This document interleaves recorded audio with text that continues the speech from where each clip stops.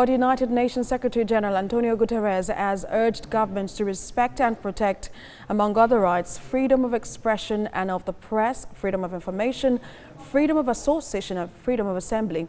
Mr. Guterres also wants governments to be transparent, responsive and accountable in their COVID-19 response and ensure that any emergency measures are legal, proportionate and necessary and non-discriminatory. Well, joining us to discuss this, talk to us about this against the backdrop of the International Day of Democracy, which hosts today, is Global Affairs Analyst Ademola Abbas. Of course, it's good to have you join us. It's always a pleasure to speak with you on TVC News.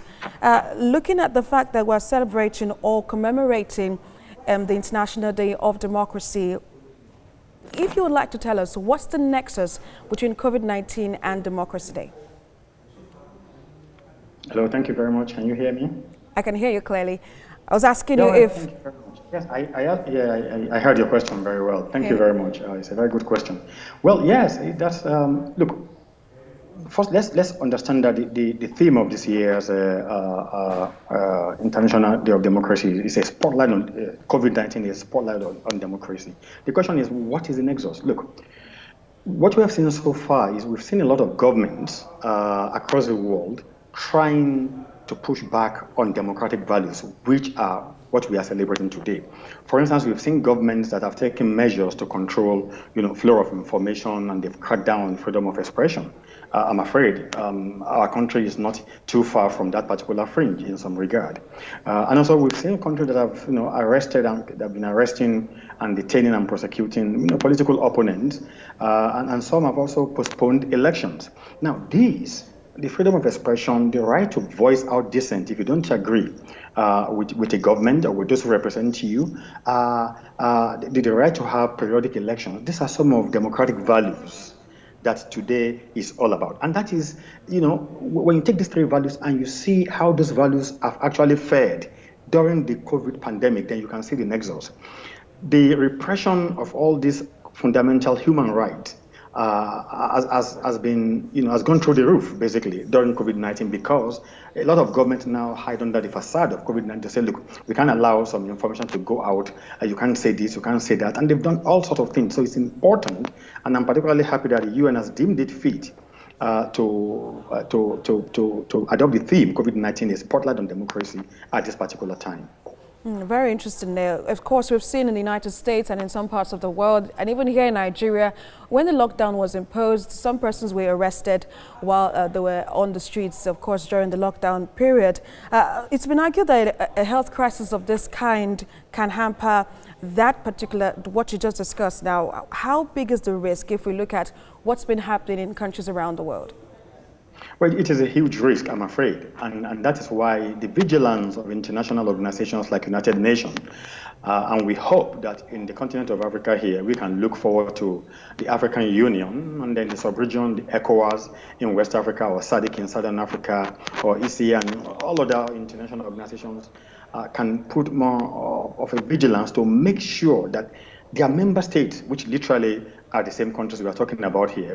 If you're in ECOWAS, you've got like 50 members in West Africa. In UN, you've got like almost 200 members. That all the member states of these organizations are called to order not to hide under the facade of COVID-19 to begin to repress fundamental human rights of the people. We've seen this. I mean, look at Mali, what is going on. Although that began long before, COVID-19 came out. And, we have other countries in Africa that are gearing up now either to postpone elections, or you have people who should not be contesting election now come and contest elections, people trying to elongate their period in power. So you have all these things. It's a huge risk.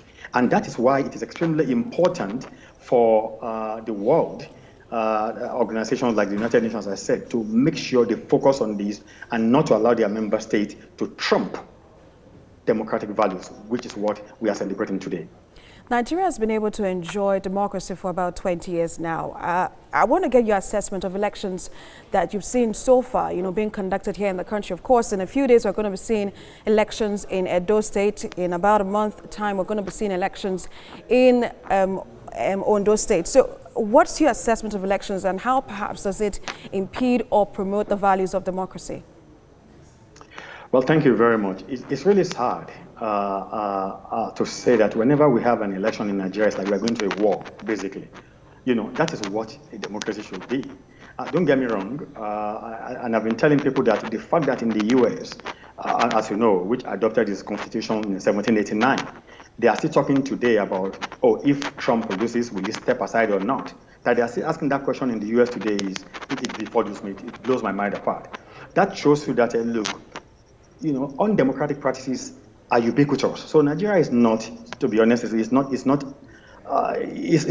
alone in that. But what bothers me is that it has become the principle in Nigeria, it's become the rule, not the exception as it is in other countries, that whenever we have elections here, we are going to war. There is brigandry, there is corruption, I woke up this morning listening to a news that about 31,000 police, members of police force have been deployed, I think, to Ondo State. And I couldn't believe it.